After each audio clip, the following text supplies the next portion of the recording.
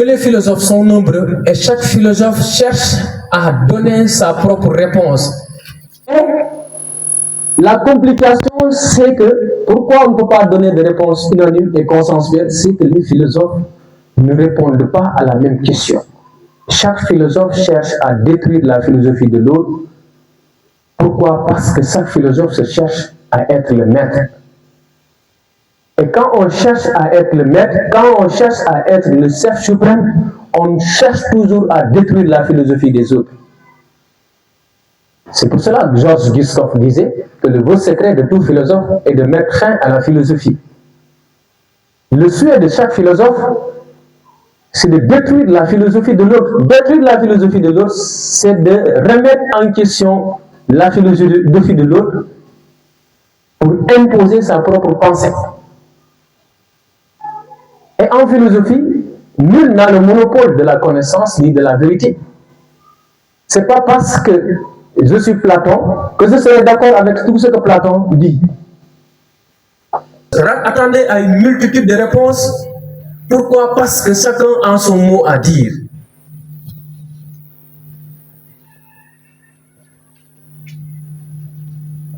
La subjectivité en philosophie, c'est ce qui amène, c'est ce qui engendre le désaccord.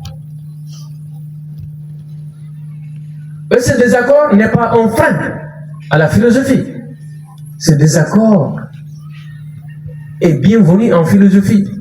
Parce que sinon, la philosophie se réduirait à un savoir dogmatique, clos, mis en formule comme tel est, nous dit Karl Jasper. Parce que si la philosophie se réduit en un savoir unique, et ça sera un savoir dogmatique, si on se dit que la philosophie doit se limiter à la philosophie platonicienne, aujourd'hui il n'y aura pas des Nietzsche et d'autres philosophes qui vont naître. Donc la philosophie se réduirait en un savoir dogmatique. Et un savoir dogmatique, c'est un savoir qui n'évolue ni dans le temps, ni dans l'espace. C'est un savoir figé. Alors qu'en philosophie, c'est un savoir évolutif. Le savoir évolue dans le temps et dans l'espace, selon les réalités sociales.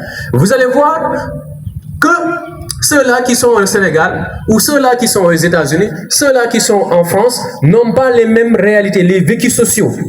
S'ils n'ont pas les mêmes vécus sociaux, ils ne peuvent pas penser de la même manière d'une seule situation. Vous allez voir que les choses seront interdites aux États-Unis, elles ne le sont pas au Sénégal. Pourquoi? Parce que nous ne vivons pas les mêmes réalités. Et par conséquent, on ne peut pas avoir la même vision exacte et consensuelle de la chose. Donc tout cela, si on vous pose la question, qu'est-ce que la philosophie? Il faut d'abord montrer qu'il serait très difficile, très complexe, voire même impossible de donner une définition unanime, c'est-à-dire où tous les philosophes seront d'accord. Une définition consensuelle où tous les philosophes vont se dire nous sommes d'accord sur cette définition. Ça n'existe pas. C'est comme si on va réduire la philosophie en cendres. C'est comme si on va limiter la pensée philosophique. Donc, regardez Platon et son disciple même Aristote. Quand Platon dit que le monde sensible n'est qu'un monde de fausseté et d'illusion, et par conséquent, on ne peut avoir de la connaissance dans ce monde-là. Si on peut, le monde sensible selon Platon, c'est le monde où nous vivons. Le monde intelligible, c'est le monde des idées selon lui. Et dans ce monde, la connaissance n'émane pas de ce monde où nous sommes, parce que c'est une copie, est un monde d'utopie.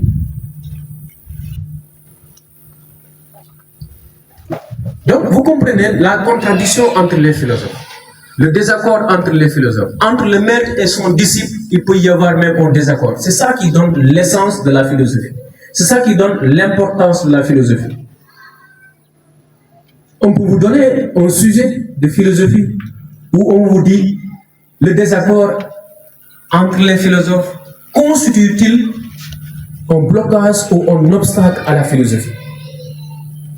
Si on vous donne ces genres de sujets, vous dites que le désaccord, certes, si c'est un sujet de dissertation, vous pouvez dire que le désaccord, certes, est un frein à la philosophie, en ce sens que les philosophes, depuis l'Antiquité jusqu'à nos jours, ne cessent de se contredire entre eux. Et malheureusement, ils ne parviennent même pas à avoir une réponse par rapport à leur propre discipline. Et ce désaccord fait que là, on ne peut pas savoir à quelle philosophie se fier. Et ce désaccord, en ce sens, peut être un frein. Parce que comment on peut... C'est-à-dire que je parle à votre place, quoi. Moi, je travaille comme ça. Quand je travaille, je donne encore un sujet pour que chaque partie, j'essaie de donner un sujet pour qu'en cas, comment vous pouvez, si vous avez eu la chance d'avoir, même si ce n'est pas ces genres de sujets, mais ces genres, comment vous pouvez dégager les idées? Est-ce que vous comprenez? Je travaille de manière pragmatique. C'est-à-dire que quand on se dit que le désaccord peut être un frein, dans la thèse, vous montrez que certes, le désaccord peut être un frein, en ce sens que les philosophes depuis l'Antiquité ne cessent de se contredire.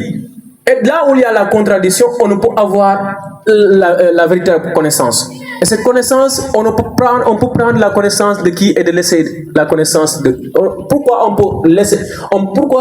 et comment on peut avoir la connaissance en laissant la connaissance dans la contradiction, dans le désaccord et dans le flou.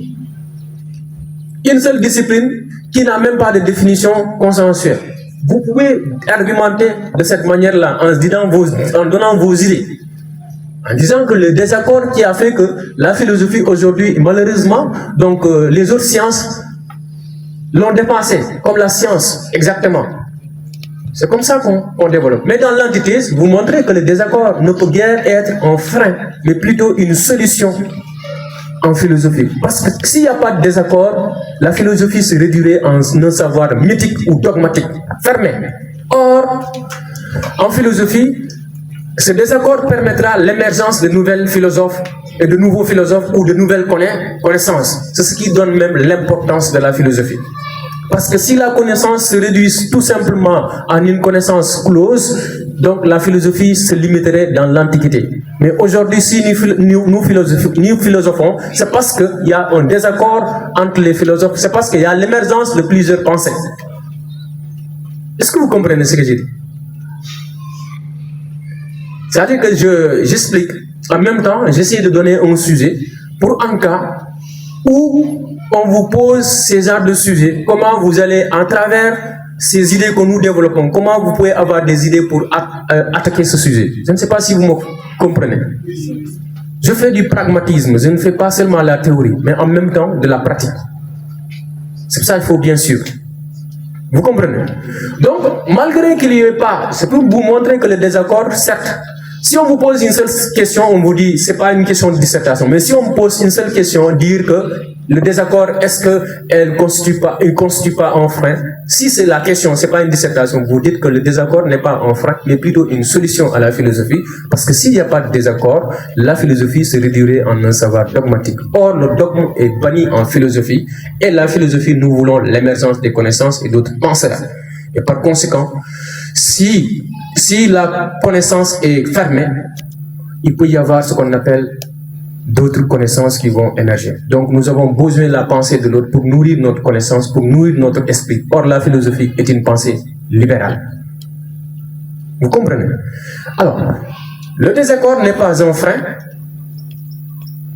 c'est une solution en philosophie.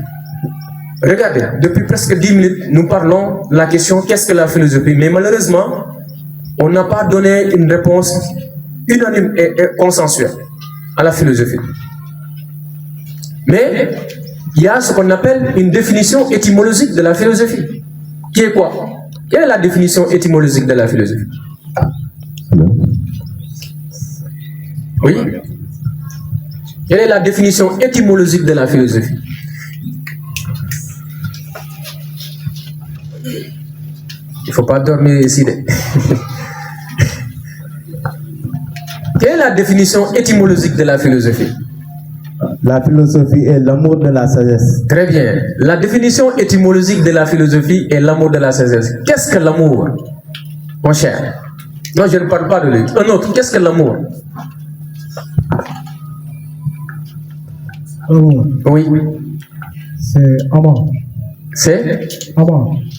amant, oui, amour ou amant. Cela veut dire, c'est quoi amant? C'est quoi aimer? C'est quoi aimer? C'est amant. Un manque. Oui. Et quoi encore? Un désir. Et quoi encore? Hein? Un vide. Un vide, un sentiment. Oui. Et quoi encore? Un désir. Qu'est-ce que vous désirez? Si vous êtes amoureux, comment ça se passe, les garçons? Si vous êtes amoureux des filles, comment ça se passe? Qu'est-ce que vous cherchez? Pourquoi l'amour est un manque? Le manque là, c'est quoi? Qu'est-ce que vous cherchez que vous n'avez pas? Qui vous pousse à chercher?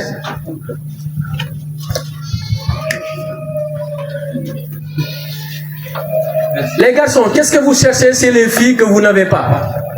Et les filles aussi, qu'est-ce que vous cherchez chez les garçons que vous n'avez pas? Oui, mon cher. Qu'est-ce que vous cherchez? Ce manque-là, c'est quoi? Vous cherchez quoi? Nous cherchons quelque chose qui nous manque. Qu'est-ce qui vous manque? Si vous désirons avoir. Qu'est-ce que vous désirez avoir? Chez les filles, qu'est-ce que vous désirez avoir? Si vous aimez une fille, vous pensez qu'il y a un manque. Qu'est-ce que vous cherchez? De plaisir. Quel genre de plaisir?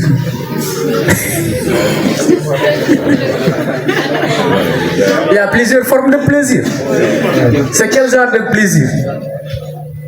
Plaisir sentimental. Le plaisir sentimental. Oui. On va rester là. Les filles, qu'est-ce que vous cherchez chez les hommes? Qu'est-ce que vous cherchez chez les hommes? Le manque là, c'est quoi? Vous manquez de quoi? On est en philosophie, il n'y a pas de tabou ici. On dit tout et on passe, on s'en fout. Oui, qu'est-ce que vous cherchez? Il n'y a pas de réponse, les filles. Donc, qu'est-ce qu'on cherche en philosophie? Le manque là, qu'est-ce qu'on cherche? Quel est le manque qu'on cherche en philosophie? Quel est le manque là qu'on cherche en philosophie? Oui, la fille, oui. Madame ou mademoiselle? C'est un manque sentimental. C'est un manque sentimental. Donc, vous n'en avez pas. Vous êtes dépourvu de la chose et par conséquent, vous partez la chercher.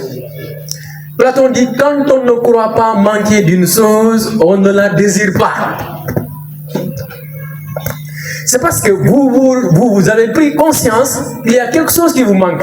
Vous avez pris conscience que vraiment, je la trouve. Est-ce que si vous en avez, vous les hommes, vous en avez, est-ce que vous allez chercher ça chez les filles? Je ne pense pas. Et chez les filles, est-ce que si vous en avez, il fallait être peut-être gourmand pour le faire? Est-ce qu'il y a des garçons qui ont 5 filles? Est-ce qu'il y a des filles qui ont 5 garçons ou 3?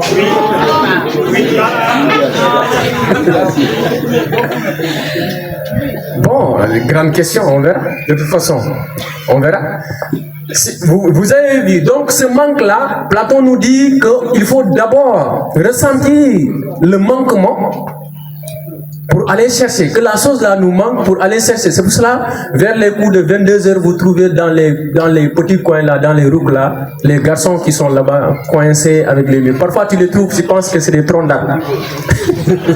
C'est parce qu'ils sont en train de chercher des choses qu'ils ne détiennent pas.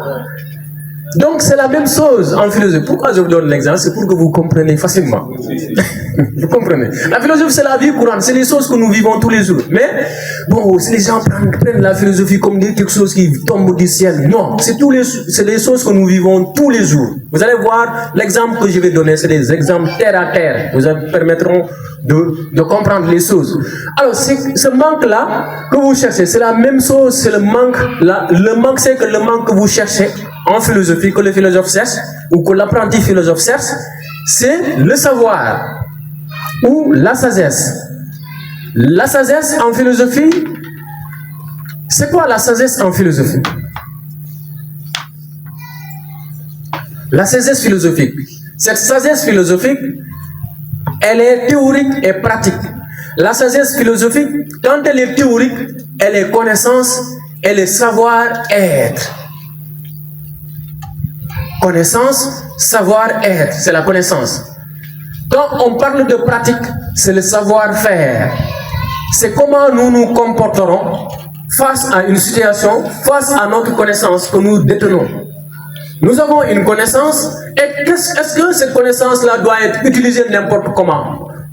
La sagesse philosophique, dans le sens de sa pratique, nous permettra de pouvoir savoir comment utiliser notre connaissance. C'est pour cela, la sagesse philosophique n'est pas n'importe quelle sagesse. Descartes dit, par sagesse philosophique, on n'entend pas seulement la prudence dans les affaires, mais une parfaite connaissance que l'on peut savoir tant dans la conduite de la vie que dans la conservation de sa santé et l'invention de tous les arts. C'est-à-dire, Descartes nous dit que le savoir philosophique ou sagesse philosophique peut nous servir dans notre vie courante, même dans notre santé, et la manière dont nous allons vivre dans la société. Ça peut nous servir dans n'importe quelle situation de la vie. C'est pour ça que la sagesse philosophique n'est pas n'importe quelle sagesse.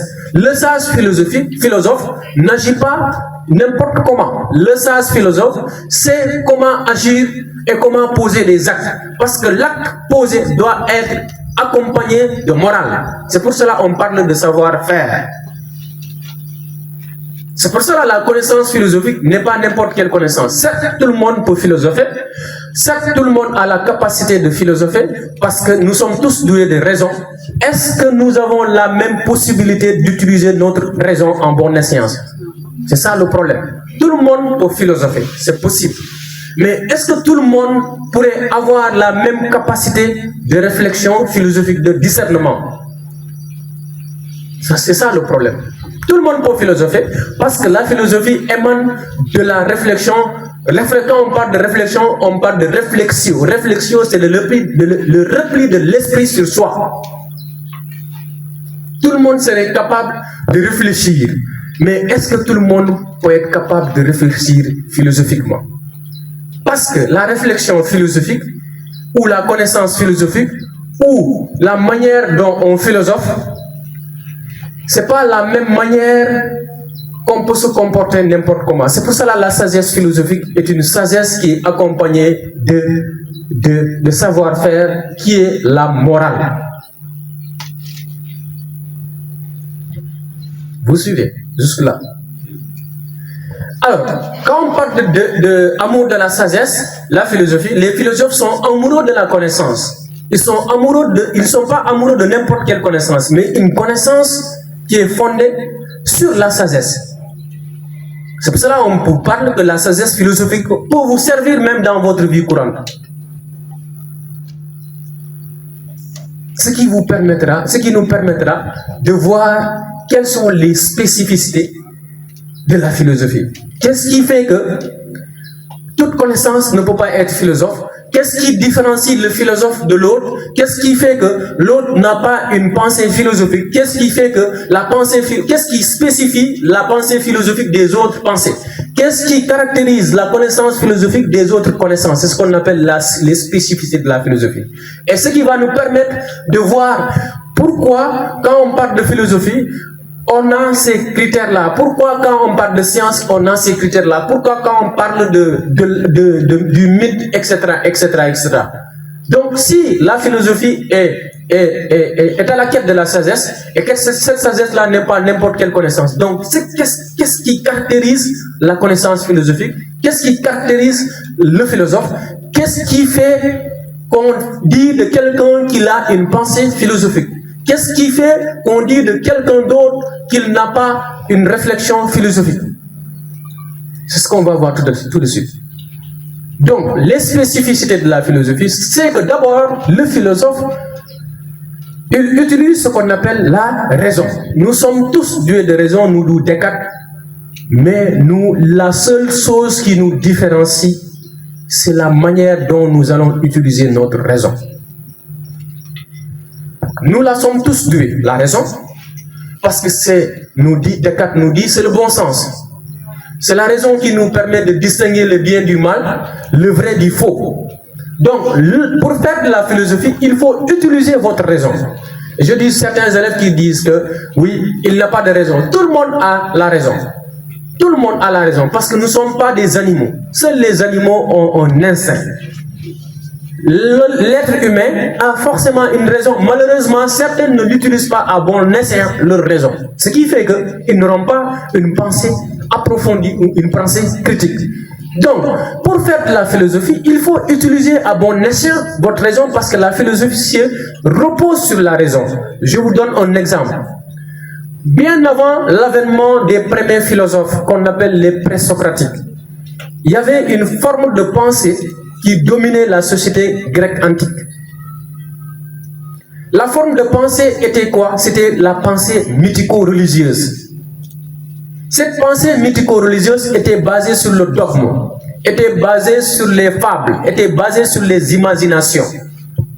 Mais qu'est-ce qui va se passer? L'avènement de la philosophie fera en sorte que ces pensées-là seront remises en question pour imposer la pensée rationnelle. Comment? Les premiers, vous savez, la pensée, c'est ce qui va nous permettre de voir la réflexion mythique. Ce qui va me permettre de faire la différence entre ce qui est la philosophie et ce qui ne l'est pas. Et qu'est-ce qui la caractérise et qu'est-ce qui la différencie des autres formes de connaissance. Vous savez, avant l'avènement de la philosophie, il y avait une pensée mythique qui était là, qui dominait la société grecque antique. Et cette pensée mythique était basée sur l'imagination. C'est pour ça qu'on dit que le mythe est un récit imaginaire d'origine populaire, retransmis de génération en génération, dans lequel on voit les agents surnaturels interviennent de manière symbolique. Ce qu'on appelle le mythe. Donc, on parle de récits imaginaires, fabuleux. La fable, c'est dans l'imagination. Donc, la réflexion ou la pensée mythique était une pensée imaginaire qui était retransmise de génération en génération. Et dans ces pensées, nous voyons l'intervention des êtres surnaturels qui viennent de manière symbolique pour représenter les choses. Je vais vous donner un exemple tout de suite pour comprendre qu'est-ce qu'une réflexion mythique et qu'est-ce qu'un exemple de mythe ou dans la pensée mythique que vous viviez jusqu'à présent dans vos sociétés. Qu'est-ce qu'on vous dit souvent la nuit? On dit, qu'est-ce qu'on vous dit? Qu'est-ce qu'on vous raconte à la maison? On dit, la nuit, telle chose n'est pas bonne ou on ne doit pas faire ceci. Qu'est-ce qu'on vous dit? Ne pas se laver la nuit. Aller au bureau. Et quoi encore? Ne pas passer dans tel endroit. Ne pas passer dans tel endroit, surtout après le crépuscule. Et quoi encore? Qu'est-ce qu'on vous dit encore? Ne pas vendre le charbon là? Et quoi encore? Hein? Ne pas coudre la nuit. Oui, oui. Et quoi encore? S'il y a plein de choses dans vos sociétés, dites-le, allez-y. On ne fait pas... Hein? Acheter du savon la nuit, n'est-ce pas? Et quoi encore? L'eau ne sort pas de la maison la nuit. Et quoi encore? Les filles, il ne faut pas piler. Hein? Il faut pas... oui? Il ne faut pas quémander le sel la nuit. Et quoi encore?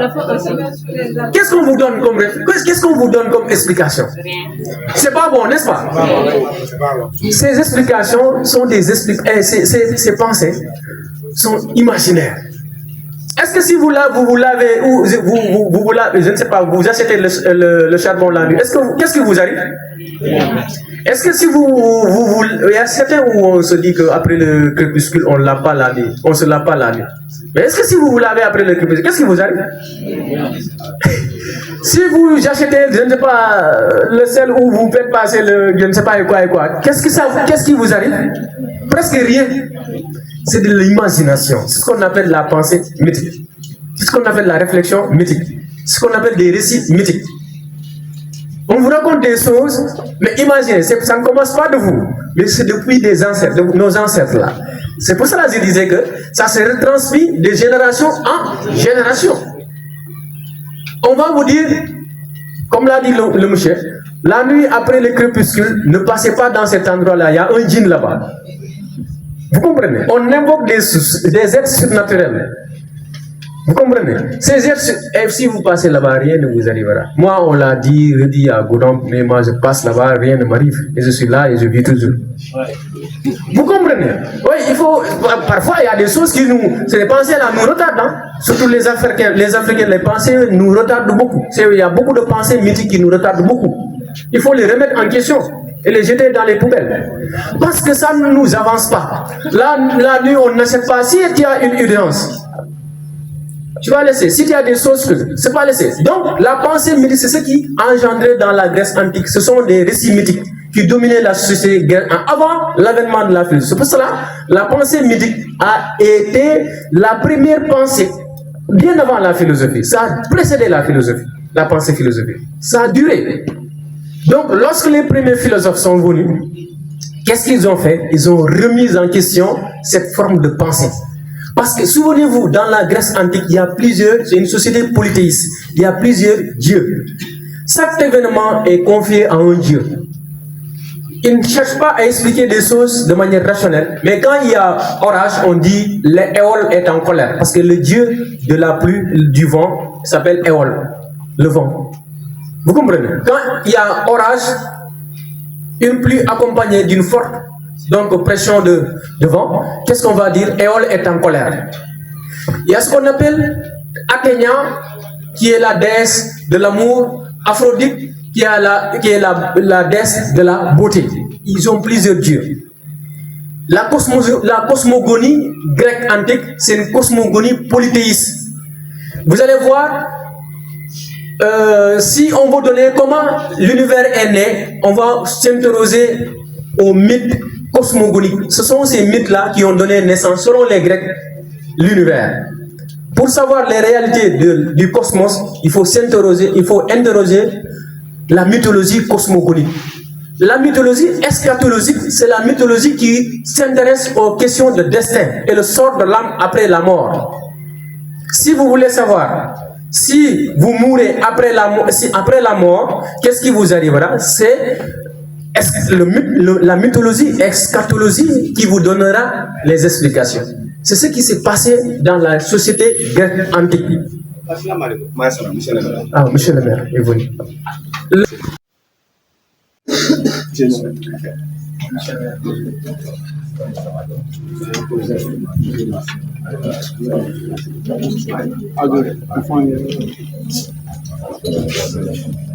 Asseyez-vous, je vous en prie.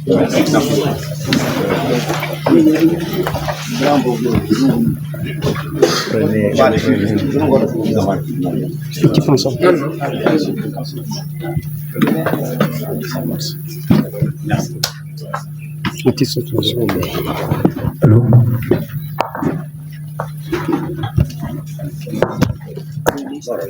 Voilà, donc le premier adjoint au maire, que M. Elisabeth Seydi vient d'arriver, et après on va lui donner la parole. Il va dire un mot de bonjour à l'endroit de M. Mané et peut-être donner des conseils à l'endroit des candidats que vous êtes. Donc, M. le maire, vous avez la parole. Ok, merci beaucoup, chers élèves, et merci beaucoup, chers collègues enseignants, professeurs. Donc, M. Mané, mention spéciale. On vous dit mention spéciale parce que ce n'était pas évident. Vous n'êtes pas obligé de le faire. Je sais que vous le faites parce que vous êtes quelqu'un qui se soucie peut-être de l'avenir des autres et vous le faites sans orgueil et sans prétention. Sinon, vous pouvez dire, écoute, ils ont des professeurs de philosophie à Mali, pourquoi ces derniers ne vont pas essayer de faire la synthèse? Donc, si vous avez accepté cette invitation, vous êtes ici, je sais que ce n'est qu'un support de plus. Et sur ce, on dit merci à vous et mention spéciale. Et quand on se concerne maintenant les candidats, a priori, je vous souhaite bonne chance, plein de succès, sans regret et bonne continuation. Et pour ce qui concerne la philosophie, je crois que c'est une longue histoire entre Michel le maire et Seydi et la philosophie. Et donc ça, on ne revient pas sur ça. On ne revient pas sur ça. Mais ce n'est que le destin, comme je trouvais qu'il est en train de le dire déjà. Donc les questions de méthodologie, questions de déterminisme social, et puis tout ça, ça dépendra de vous. Et la philosophie, quand on vous demande des sujets par rapport à ça, il ne s'agit pas de résoudre définitivement et totalement un problème. Parce que c'est de cette science qui est là, peut-être qu'il essaie de traiter les sujets avec un esprit critique et puis de manière rationnelle. Mais il ne s'agit pas de trouver une solution définitive à la question philosophique. Et donc, il s'agit de traiter le sujet philosophiquement et non pas définitivement selon votre concept personnel. Et parce que tout ce que vous aurez fait, quelqu'un d'autre peut remettre ça en cause. Et puis ça, je crois que vous n'avez pas manqué à recevoir des informations pareilles par rapport même à Descartes. Je pensais que vous pouviez bien témoigner ça. Descartes, après avoir su beaucoup de choses, à un certain moment donné, il a voulu maintenant remettre en cause tout ça. Et maintenant, pour repartir lui-même avec un autre système qu'on appelle la méthode. Donc, il était devenu le discours de la méthode. Et donc ça, ce n'est pas parce qu'il a réuni complètement ce que font les prédécesseurs, mais il s'agit de tout vomir et maintenant faire le tri de ce que vous avez à choisir vous-même. Et donc, il est parti de là. Et donc, l'autre problème auquel vous êtes confronté, peut-être c'est la question de la problématique. Tout sujet philosophique qui est posé, il y a toujours une problématique. Et donc, il ne s'agit pas de dire que c'est ça exactement, mais il faut déceler la problématique. Donc, M. Mané, je vous taquine un peu. Parfois, ils ont tellement de copies. Imaginez un seul professeur qui doit corriger le centre de Simandi et qui est, supposons, un centre secondaire ou bien un centre principal. Il doit avoir également les copies qui viennent de Tanaf. Et donc, imaginez, il y a combien de candidats? Et donc, vous pensez qu'il a tout le temps devant? Non. Il regarde seulement la présentation, votre calligraphie, et ensuite il cherche la problématique. Est-ce que vous avez pu trouver la problématique? Et maintenant, ce qui vient autour, ça c'est autre chose. C'est pas directement ce qui vous concerne. Peut-être que je n'ai pas dit que c'est perdu, mais c'est la lecture. Il faut beaucoup en tout cas, vous documenter. Et l'autre question, c'est la question de la langue. Ces gens-là, ils parlent très bien français. Vous ne verrez pas un seul professeur de philosophie qui n'a pas la maîtrise de la langue. Ça, je vous le dis. Ce sont des gens qui s'expriment très bien et correctement, couramment en français, en syntaxe et en grammaire. Et d'ailleurs, la preuve en est que beaucoup de gens, vous pouvez faire tout en tout cas, cursus scolaire avec eux, et vous n'allez pas les entendre en train d'utiliser l'imparfait du subjonctif. Mais c'est presque en courant avec les professeurs de philosophie. Et c'est ça. Et donc, chaque mot, chaque concept, chaque signification a une valeur vraiment qui est là. Et donc, pour cela, je vous demande vraiment plein succès aux travaux et puis suivre sincèrement M. Mané, c'est une opportunité. Et puis, remercier également tous ceux qui sont là. Et donc, par rapport à votre présence, donc, ce n'est que fierté et joie pour moi d'être parmi vous. Et la chance que vous avez aujourd'hui est considérable. Il y en a peut-être vos prédécesseurs qui n'ont pas eu cette chance-là. Et donc, si vous avez ça, je crois que félicitations. Et donc, vous avez M. Mané et tous les collègues, tous les étudiants qui sont là. Et tout vraiment, bonne chance. Que Dieu vous bénisse. Merci. Okay, merci, M. le maire, pour cette élan de participation à cet événement, parce que ce n'est pas également évident, vu votre calendrier. Voilà, vous avez tenu venir ici assister à cet événement et également prodiguer des conseils à l'endroit de nos candidats, de nos professeurs qui s'apprêtent à faire un examen qu'on considère l'examen le plus sérieux au Sénégal, qui est le baccalauréat. Donc, il faudra faire tout. Je pense que vous prenez note. Et également, prenez note si vous avez des questions. Rédigez ces questions et après, on va vous donner la parole. Vous allez poser la question au professeur. Et je pense que s'il a les réponses, comme on le dit souvent, il faut avoir l'honnêteté intellectuelle. Si vous ne savez pas, comme on dit, c'est que je ne sais rien. Donc, c'est lui qui est là. Il peut vous donner apporter des réponses aux questions posées. Et également, s'il n'a pas, par exemple, des réponses à vos questions, je pense qu'il aura l'honnêteté intellectuelle de vous dire qu'il ne sait pas. C'est ça. Donc, M. Mané, vous avez la parole et pour continuer vos explications et les élèves vont prendre note et après on va vous donner la parole, ils vont poser la question. Merci. Merci. Merci, je remercie d'abord le maire qui a effectué le déplacement. Ce n'est pas évident, comme il vient de le dire. Donc, on sait que les mairies sont toujours confrontées à beaucoup de difficultés. Mais quand même, il a laissé tout pour venir assister et vous accompagner. Ça, c'est pour la commune. Donc, ce serait une fierté pour lui. Donc, s'il y a ce qu'on appelle le maximum de réussite, parce que c'est ce que nous attendons.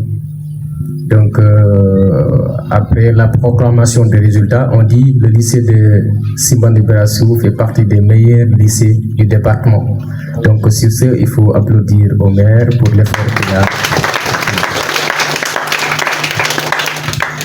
Alors, je disais tout à l'heure que les premières pensées de la société étaient des pensées mythiques. Et ces pensées mythiques reposaient sur des explications fabuleuses, irréelles, imaginaires. Mais l'avènement de la philosophie va remettre en question toutes ces formes de réflexion, toutes ces formes de pensée, parce que ces pensées ne relèvent plus de la raison. Pourquoi? Parce que l'homme, je vous l'avais dit, nous sommes tous doués de raison, mais ce qui nous différencie, c'est comment utiliser notre raison. Alors, si ces derniers pensent que pour expliquer un événement ou une situation, il faut faire recours au surnaturel, il faut faire recours aux extraterrestres, l'avènement des premiers philosophes qu'on appelle les présocratiques, on les appelle aussi les philosophes naturalistes. Ils ont remis en question cette forme de réflexion, cette forme de pensée. C'est pour ça que Jean-Pierre Vernant nous dit que la philosophie est née du mythe et contre le mythe. La philosophie est née du mythe, cela veut dire que bien avant la pensée philosophique, il y a une pensée mythique qui était là. Et d'autres disaient même, et n'eût été la pensée mythique. Est-ce qu'on aurait parlé de la philosophie? Une grande question. C'est parce que la philosophie avait une pensée. Elle s'est réappropriée de cette pensée-là pour la remettre en question et faire fonder une nouvelle forme de pensée qu'on appelle la pensée autrement. Cette pensée autrement, c'est ce qu'on appelle la pensée philosophique. Et d'ailleurs, on va quitter le passage du mythos au logos. On quittera de la pensée au discours. On ne va plus penser de manière irréelle, irrationnelle, mais on va penser de manière rationnelle. La pensée rationnelle serait au cœur de toute explication du cosmos. On ne va plus expliquer l'avènement ou les réalités de la société de par des dieux ou des choses, des réalités surnaturelles ou extraterrestres, mais plutôt l'homme serait au cœur de l'explication du cosmos. Autant, bien avant l'avènement des présocratiques, ce sont des dieux qui expliquaient, qui donnaient des explications aux réalités, aux phénomènes de l'univers. Mais l'avènement des philosophes, ils vont remettre en question tout cela pour fonder une pensée autrement. Cette pensée autrement est appelée la pensée philosophique. Donc, dans cette pensée philosophique, toujours nous sommes dans les caractéristiques de la philosophie. Ce qui fait que le philosophe ne va plus penser comme les autres. Le philosophe d'abord utilise sa raison. Cette raison, je vous l'avais dit tout à l'heure, c'est elle qui nous permet de distinguer le bien du mal, le vrai du faux, nous dit Descartes. Descartes nous dit que la raison te permet de faire la part des choses. Faire la part des choses, c'est quoi? C'est de faire la tabula rasa. Je l'avais dit tout à l'heure. Je parlais de la tabula rasa de Descartes. C'est-à-dire que quand il y a une pensée, une forme de pensée qui est là, il faut essayer de remettre en question tout. Méthode de faire des choses. Eux, ils se sont réappropriés de cette pensée-là pour dire attention, on ne va pas suivre la même logique que les autres. Nous, on pense qu'on va remettre en question, on va faire la tabula rasa. Et cette tabula rasa va permettre au philosophe ou le philosophe de pouvoir prendre du recul. Parce qu'un philosophe face à une situation ne croit pas de manière aveuglée. Le philosophe, il prend toujours du recul face à une situation, face à un phénomène, dans n'importe quelle situation, à savoir qu'il entende ou qu'il voit. Il n'accepte pas des choses telles qu'elles sont ou telles qu'elles sont. Qu'est-ce que le philosophe fait? Le philosophe, dans n'importe quelle situation, il prend du recul. Le recul qu'il prend, c'est la critique qui lui permet, l'esprit critique qui lui permet d'avoir cette forme de réaction ou cette manière de réaction. Parce que nous vivons dans un monde bourré de tromperies, bourré de mensonges, bourré de calomnies, bourré de diffamations. Et si vous entendez une chose, le philosophe ne s'intéresse pas à la pensée de la masse, l'opinion. L'opinion sur le on. Qui est on? Qui est on? On nous a dit, on a entendu. On et qui? est impersonnel. Donc, on, si la pensée de on, vous suivez la pensée de on, souvent, vous vous indurez dans des erreurs. C'est la raison pour laquelle le philosophe, il ne s'attarde pas sur la pensée du on, cela veut dire la pensée de l'opinion. Or, l'opinion nous dit, Alain, même si l'opinion pense, elle pense mal. Donc, la pensée de l'opinion peut nous induire dans des erreurs. C'est la raison pour laquelle le philosophe, son premier socle, c'est quoi? C'est la raison et la critique.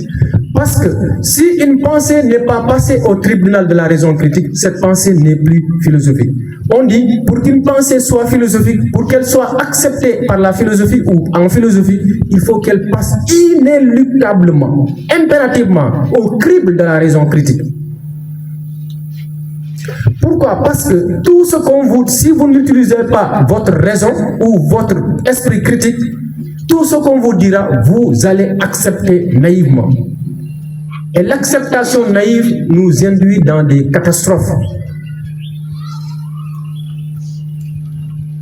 Vous avez une raison, vous avez un esprit critique qui est différent de l'esprit de critique qui n'est là que pour accepter, que pour accorder tout ce qu'on lui dit.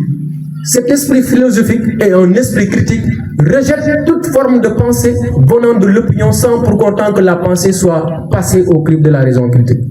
Ça, c'est les caractéristiques du philosophe. Le philosophe n'accepte pas tout ce qui vient en lui. Le philosophe prend toujours de lui, que ce soit le vécu, que ce soit tout ce qu'il voit, que ce soit les réalités de la société. Il prend du recul avant de l'accepter. C'est ce qui donne le charme du philosophe. Il remet en question pour voir est-ce que la chose est bonne ou mauvaise, est-ce que la chose est vraie ou faux. Cet esprit va lui permettre de prendre du recul. Je ne dis pas de prendre du recul du marché de Simbal Brassou pour aller jusqu'à Mankol Koundad. Prendre du recul, c'est de prendre du recul à travers votre esprit. On te dit ça, on a entendu, le maire a dit. Pour savoir, vous entendez une information par rapport à la mairie. On nous a dit que la mairie, le maire a volé ou a détourné, etc., etc. 40 millions. Est-ce que vous allez, en tant que philosophe, qu'est-ce que vous allez faire? En tant que philosophe, qu'est-ce que vous allez faire? Si vous entendez ça dans la rue ou dans les rues, que le maire, il semblerait que le maire a détourné 40 millions. Un philosophe ou un apprenti philosophe, qu'est-ce qu'il doit faire? Micro. Micro. On va voir. C'est qui?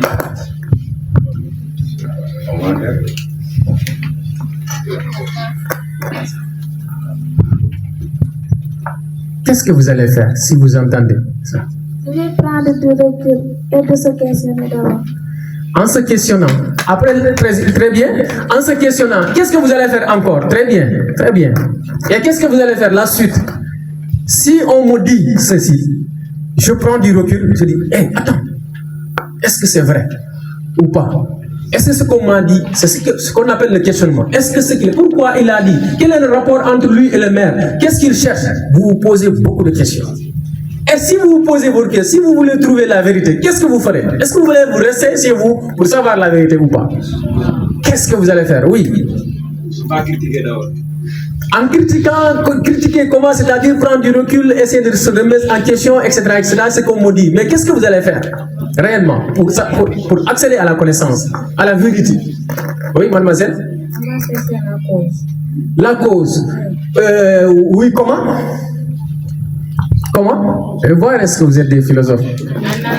Vous vous posez des questions, oui, vous vous interrogez, mais à la suite, on verra qu'est-ce que vous allez faire pour accéder. De chercher des informations. Est-ce que vous allez trouver des informations dans la rue? Oui, mademoiselle? Vers la mairie, pour s'enquérir de la situation et de savoir est-ce que réellement ce qu'on nous dit, c'est ça la réalité. Vous posez la question au maire, le concerné, l'équipe municipale est là-bas, ils seront bien placés pour vous donner des informations. Maintenant, s'ils vous donnent des informations, c'est en ce moment vous-même, vous allez chercher, est-ce que c'est ce que le maire a dit, est-ce que c'est ce que les autres ont dit, vous faites le recoupement pour voir est-ce que c'est la réalité ou est-ce que c'est le mensonge ou c'est la vérité. C'est ça le comportement d'un philosophe. Il n'accepte pas naïvement les choses telles qu'elles viennent. Il prend du recul, il essaie de s'interroger, il va vers la connaissance, le savoir et la vérité. C'est pour ça qu'on dit que les philosophes sont compliqués. On donne la parole au maire. Justement, maintenant, si une fois arrivé au niveau de la mairie, et ce que je veux vous apporter comme réponse, est-ce que cela doit vous suffire? Je le sais.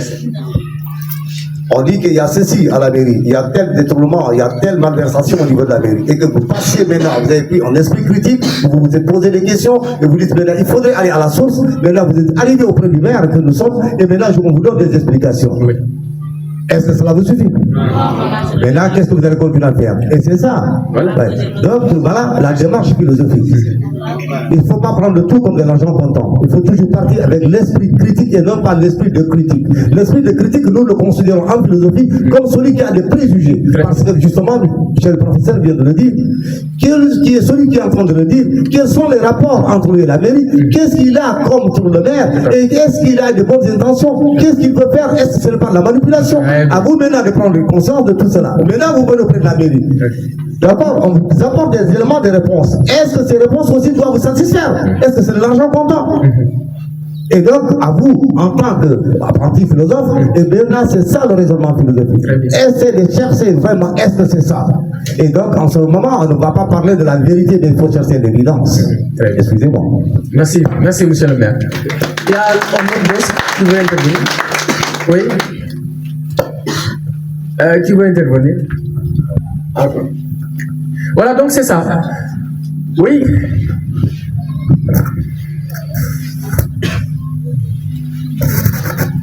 Donc, juste pour appuyer ce que vous venez de dire. Oui. On ne doit pas limiter sur ce que ce dernier nous a dit. Oui. Donc, raison pour laquelle, parce que quand vous vous limitez là-bas, et vous freinez carrément la réflexion philosophique. Parce que la réflexion philosophique est perpétuelle. Tout à fait. La réflexion philosophique est perpétuelle. Cela veut dire qu'il ne connaît pas de limite. Tout à fait. Voilà. Donc, raison pour laquelle on avait des difficultés pour définir exactement la philosophie. C'est ce qu'on avait dit ici. Oui, c'est ce qu'on avait dit. Très bien. Parce qu'il y avait des contradictions entre les philosophes. Tout à fait. Donc, ce que nous venons de dire là, ça nous rappelle juste tout travail. Il y a une liaison. Donc, il y a une liaison. Donc, raison pour laquelle cette recherche-là est perpétuelle. Et une fois que vous trouvez la vérité, cela ne se limite pas là-bas. Tout à fait. Ça continue. On dit que les questions sont plus essentielles en cas de réponse, et chaque réponse devient une nouvelle question. On n'est jamais satisfait. Très bien. En philosophie, il y a l'insatisfaction. Jamais satisfait. Même si vous trouvez une vérité, une autre vérité, cette vérité peut être remise en question perpétuellement. On est à la recherche perpétuelle et sans fin de la vérité. Jasper l'a dit. Qu'en philosophie, les questions sont plus essentielles que les réponses. Et chaque réponse devient une nouvelle interrogation. Très bien. Donc vous voyez que c'est énormément perpétuel et sans fin de la philosophie, sans fin de questionnement perpétuel et sans fin qui nous conduit vers la connaissance, et il n'y a jamais une connaissance absolue en philosophie. L'absolutisme n'existe pas en philosophie parce que, je vous l'avais dit ici, s'il y a l'absolutisme, la question ou la réponse philosophique serait dogmatique. Et quand on est dans le dogme, on sort complètement de la philosophie. Ce qui va... Très bien. Je l'avais dit ici que sinon, la philosophie se réduirait en un savoir dogmatique clos, mis en formule comme telle elle, nous dit Karl Jasper. Parce que si vous ne le faites pas, s'il n'y a pas une interrogation perpétuelle, ça serait une discipline limitée. Raison pour laquelle le mythe est clos, le mythe est dogmatique. La philosophie n'est pas dogmatique. La philosophie, elle est libérale. Le mythe est sacré, la philosophie est sacrilège, c'est le questionnement perpétuel. Quelque chose qui est sacré, quelque chose qu'on ne s'interroge jamais. On croit ou on ne croit pas. Je vous ai donné un exemple ici, que les petits récits mythiques qu'on vous dise à la maison, vous les prenez ou vous les laissez. Oui, quand vous commencez à les remettre en question, automatiquement on vous dit c'est pas bon, il faut arrêter de le faire. Parce que c'est considéré comme dogmatique. Ça, c'est la pensée mythique. Or, en philosophie, la différence c'est qu'il n'y aurait jamais une pensée limitée ou dogmatique où personne n'a le droit de remettre en question. Ça n'existe pas en philosophie. Toute pensée doit forcément passer au crible de la raison qui est critique. Toute pensée. Parfois même, moi, je ne suis pas d'accord avec Platon. Je ne suis pas parfois d'accord avec Descartes, leur démarche, leur manière de faire. Parce que moi, j'ai ma propre vision par rapport à la chose. C'est la même chose. Parfois, je ne suis pas d'accord avec Nietzsche. Parfois, je suis d'accord avec... Parfois, la société n'est pas d'accord avec Nietzsche. C'est comme ça la philosophie. Mais il faut l'accepter. Si vous ne l'acceptez pas, vous sortez du champ de la philosophie. Parce que la critique est le socle et le fondement de la philosophie. Si vous n'acceptez, parce que critique vient du latin crinen. Crinen qui veut dire tamiser. Tamiser, c'est de prendre ce qui est bien et rejeter, et jeter tout ce qui est mauvais. Donc, si vous n'avez pas cet esprit, comme l'a dit Doyen, il faut complètement dégager. Parce que la philosophie, elle est critique. S'il n'y a pas de critique, on ne peut parler de philosophie. Donc, c'est les fondements de la philosophie, la réflexion, la recherche perpétuelle de la connaissance, le raisonnement, il y a l'esprit critique, il y a la subjectivité, comme je vous l'avais dit tout à l'heure. Parce que s'il n'y a pas de subjectivité, s'il y a ce qu'on appelle l'objectivité scientifique, on ne peut parler forcément de philosophie. Parce que sinon, quand on parle de la science, ce qui va nous permettre de voir la différence entre la philosophie et la science. La science repose sur l'objectivité. C'est quoi? Qu'est-ce que l'objectivité? On parle d'une réponse unanime et consensuelle. Pourquoi? Parce que le scientifique, quand il cherche la méthode scientifique, parce que la philosophie, souvenez-vous, et la science cheminaient ensemble depuis l'Antiquité. C'était deux disciplines qui étaient confondues, voire même, on ne peut même pas les distinguer. Pourquoi? Parce que les mêmes personnes faisaient les mêmes disciplines en même temps. Les philosophes étaient des scientifiques et les scientifiques étaient des philosophes. Vice versa. Platon était philosophe, il était en même temps scientifique. Vous comprenez? Aristote était un grand physicien, un grand mathématicien, il était en même temps philosophique. Pythagore, la même chose. Tous ces grands philosophes, Platon, c'est un grand intellectuel. Il n'a pas seulement étudié la philosophie, il a étudié la gymnastique, il a étudié la science, les sciences les plus dures. Il a étudié la logique, il a étudié la philosophie. Regardez même dans son académie qui est considérée comme l'une des plus grandes premières universités européennes. Qu'est-ce qu'il a écrit dans son grand portail? Que nul n'entre ici que s'il n'est géomètre. Et pourtant, on n'enseigne pas seulement la géométrie là-bas, on enseigne la philosophie là-bas, on enseigne aussi d'autres sciences, comme la gymnastique, comme de l'art. Donc c'est pour vous montrer que depuis l'Antiquité, science et philosophie cheminaient. Mais à un moment, au XVIIIe siècle, la science se démarquera de la philosophie parce que leur méthode d'investigation serait différente. La méthode d'investigation philosophique est basée sur la critique, sur trop la théorie, sur la critique, sur la remise en question, sur le recul, etc., etc. Mais la méthode d'investigation scientifique, surtout des sciences expérimentales, sont basées sur une certaine expérimentation. Parce que le scientifique, qu'est-ce qu'il fait? Il fait une observation. Quand il observe, le scientifique, il ne s'intéresse pas à tout. Or, la méthode philosophique, le philosophe, il n'a pas de limite. Il s'intéresse à la totalité. C'est ça la différence entre le philosophe et les autres, ou la philosophie et les autres. C'est une discipline qui s'intéresse à tout. Regardez bien votre programme de philosophie en terminale. Vous allez y retrouver nature et culture, que nous verrons. Vous allez y trouver individu et société. Vous allez y trouver ce qu'on appelle le travail. Vous allez y retrouver le langage. Vous allez y trouver ce qu'on appelle l'art. Vous allez y trouver l'état, la liberté. Regardez. Donc, c'est une discipline qui s'intéresse à la totalité. Or, la science ou le scientifique ne s'intéresse pas à tout. Tout ce qui ne peut pas lui produire quelque chose, il ne s'intéresse pas à ce dernier. C'est pour cela que le scientifique, sa méthode, c'est une méthode expérimentale. Si on est avec les sciences, parce que les sciences, on verra peut-être l'épistémologie, les sciences sont vastes. Mais la science expérimentale qui est basée d'abord sur une observation, la méthode scientifique. une observation, le scientifique observe parce qu'il ne s'intéresse pas à tout. Il a ses objets d'études spécifiques. Or, en philosophie, il n'y a pas d'objet d'études spécifiques. On s'intéresse à la totalité. Or, le scientifique ne s'intéresse pas à la totalité. Le scientifique choisit ses objets de recherche. Parce que le scientifique, il va regarder la nature et voir, j'ai un objectif. L'objectif, c'est quoi? C'est de trouver quelque chose. Un vaccin contre le paludisme ou un vaccin contre le sida. C'est pas n'importe quoi qui peut lui donner ce vaccin-là. Non, il va voir quelles sont les choses ou quels sont les éléments qui me permettront de pouvoir accéder, trouver ces résultats. Il va émettre ce qu'on appelle une hypothèse. Après observation, il émet une hypothèse. Est-ce que vous connaissez une hypothèse? Une hypothèse, c'est une réponse provisoire par rapport à une chose. C'est-à-dire que vous voulez faire quelque chose, vous avez une ambition de faire quelque chose. Vous vous dites que, à la fin de mes recherches, je voudrais avoir ceci. Vous avez émis ce qu'on appelle une hypothèse. Mais l'hypothèse peut être confirmée ou infirmée. L'hypothèse, ce n'est pas une réponse qui est exacte, mais c'est une réponse provisoire. On va voir cette réponse provisoire que vous avez donnée dès le départ, on verra. Est-ce que cette réponse-là serait confirmée ou infirmée? Donc c'est pour cela que quand il observe, il fait ce qu'on appelle, il émet ce qu'on appelle une hypothèse. L'hypothèse sera expérimentée. On est en science expérimentale.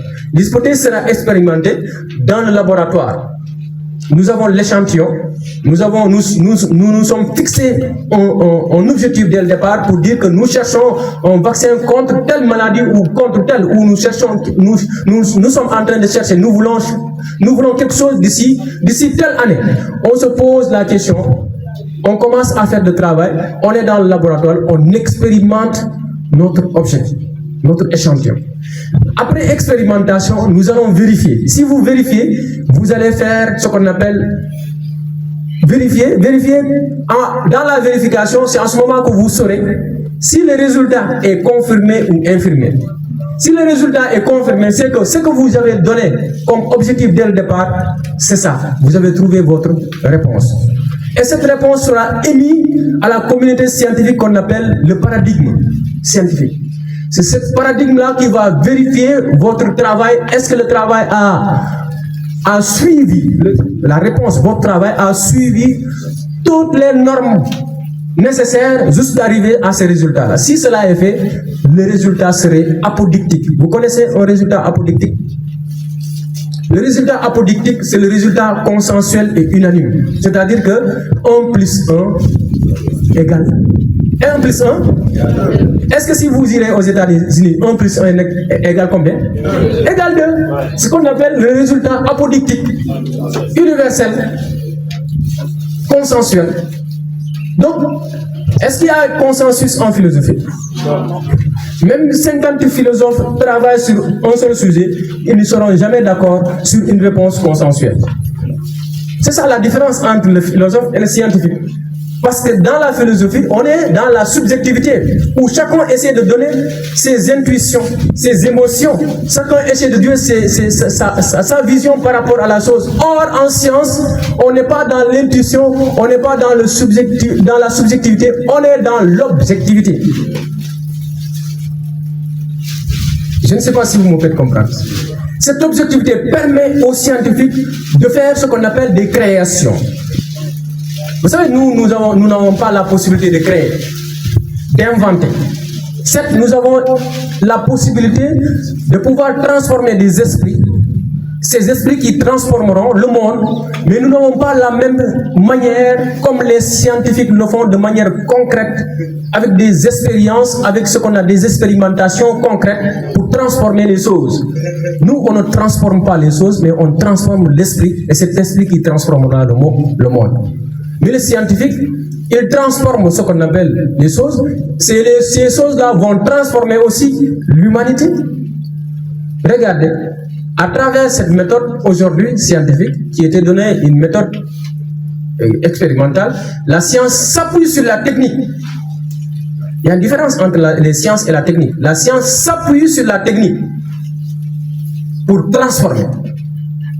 Ce qui fera qu'aujourd'hui nous voyons ce micro-là. Ce n'est pas les philosophes qui l'ont créé ou inventé. C'est les scientifiques à travers ce qu'on appelle la technique. Ils ont inventé le micro. Ils ont inventé les téléphones portables. Ils ont inventé l'ordinateur. Ils ont inventé.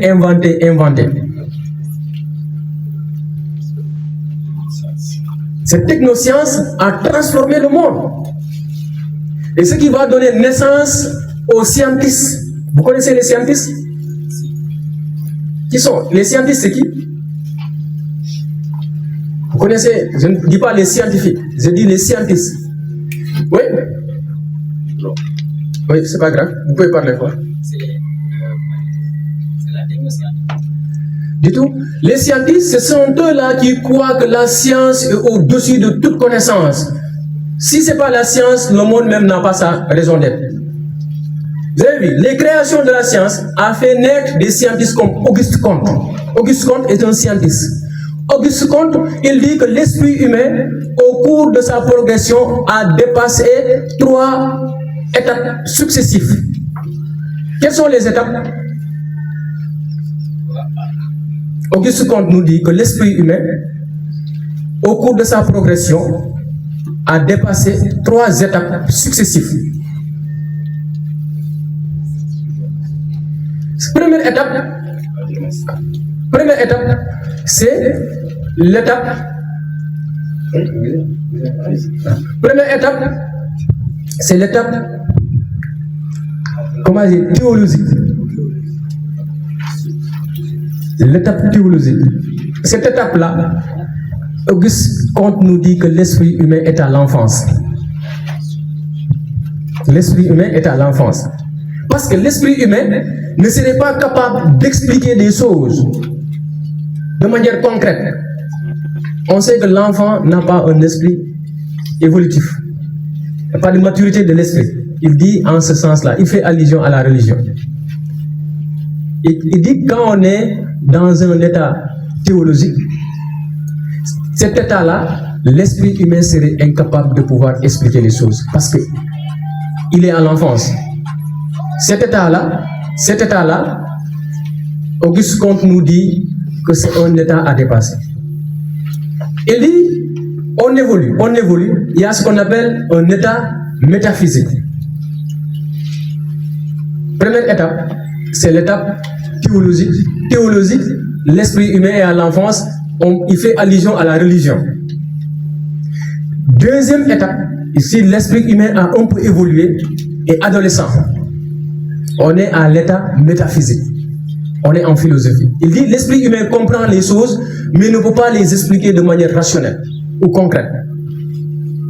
L'esprit a un peu évolué, mais n'a pas atteint à la maturité. Troisième état, c'est l'état scientifique ou positif. Il dit en ce moment, on est en science. L'esprit humain est mature. Imaginez, on est passé de l'enfance, adolescence et adulte.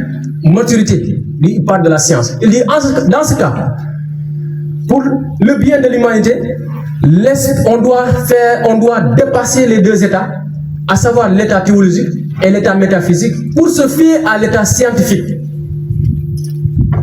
qui est le seul état qui peut permettre à l'humanité de créer et d'inventer et de transformer le monde. Les 2 états n'ont pas leur raison d'être, c'est-à-dire l'état philosophique et l'état théologique qui est la religion. Il voulait nous dire que nous devons dépasser la philosophie, nous devons dépasser la religion et se fier exclusivement à la science. Ce qui pousse Berthelot à dire que la science nous permet de dépasser ce qu'on appelle l'humanité. Il dit encore une fois, comparé à la science, l'activité philosophique est nulle, est vaine, elle passe par un vain bavardage, fourgerelas. C'est les scientifiques. Parce que Pierre Fourgerelas comparait la philosophie à la science. Berthelot dit, oh, mes chers parents, un jour viendra, l'humanité ne croira plus, mais saura. Comme il a déjà su, il saura le monde métaphysique et le monde de l'au-delà, comme il a déjà su le monde physique. C'est-à-dire, il dit qu'un jour viendra, l'humanité ne va plus croire, mais saura. C'est Berthelot qui le dit. C'est-à-dire, vous savez qu'on croit en Dieu, on croit à l'au-delà. Il dit que l'humanité ne va plus croire à l'au-delà, l'humanité ne va plus croire au monde métaphysique, mais l'humanité va savoir le monde métaphysique. Vous savez, le monde métaphysique, c'est un monde invisible, c'est un monde abstrait. Il dit, dans ce monde-là, l'humanité, un jour viendra, la science va nous permettre de connaître le monde physique que nous sommes, qu'elle a déjà maîtrisé, mais elle va dépasser le monde physique, elle va comprendre et de connaître le monde métaphysique et le monde des dieux. C'est ce que Berthelot dit. Il dit donc, confiez-vous à la science. Si elle ne règle pas vos besoins d'aujourd'hui, elle le réglera dans un avenir proche. C'est des scientifiques, ils ont cette idéologie folle envers la science, pensant que seule la science pouvait résoudre tous les besoins de l'humanité. Si l'homme ne se confie pas à la science, c'est comme s'il contribue à sa propre destruction. Quand ils se disent que si on compare, les Furzelas disent, comparé à la science, l'activité philosophique est nulle et vaine, elle passe par un vain bavardage. C'est-à-dire que si on compare la philosophie et la science, selon eux, la philosophie n'aura pas sa raison d'être parce qu'elle serait que dans les spéculations oiseuses. Ce qu'on doit faire, on doit se confier à la science. C'est la seule chose qui peut sauver l'humanité. Vous allez voir. Oui, c'est des scientistes. Vous allez voir. Parce qu'ils sont aveuglés, par les effets, par des créations de la science. Qui fait qu'ils ne voient plus rien du tout au monde utile que n'eût été la science. Mais on verra. Est-ce que la science serait capable de résoudre tous les besoins de l'humanité? C'est la grande question. Est-ce que la science serait, comme dit le Berthelot, de nous confier à la science, comme nous dit Ernest Renan, de nous confier à la science, que les sciences vont résoudre notre problème si elles ne les règlent pas aujourd'hui, elle va les régler dans un avenir proche, que les autres formes de connaissances n'ont pas leur raison d'être, on se confie uniquement à la science. Est-ce que ce raisonnement-là, vous le partagez? Est-ce que la science seule pouvait résoudre tous les besoins de l'humanité? Pourquoi? Je vous donne la parole.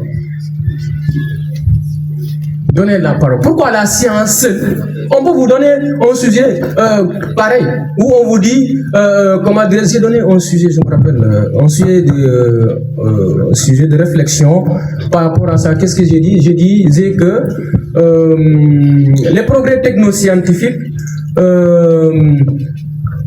sont-ils des arguments fiables? Sont-ils les seuls arguments fiables pour transformer le monde? Les progrès technoscientifiques sont-ils les seuls arguments fiables pour transformer le monde? Oui, c'est la même question que je vous pose. Ouais, je pense qu'avant que le doyen ne vienne, je vous donne d'abord la parole. Est-ce que vous pensez que la science seule peut résoudre tous les besoins de l'humanité? On verra. Si vous êtes des philosophes. Il faut être libre. C'est ça. Ici, c'est comme ça. C'est l'interaction. Vous avez la parole et vous allez parler. vous allez parler. Ici, tout le monde parle. Avec moi, tout le monde parle. Vous allez parler. Allez-y.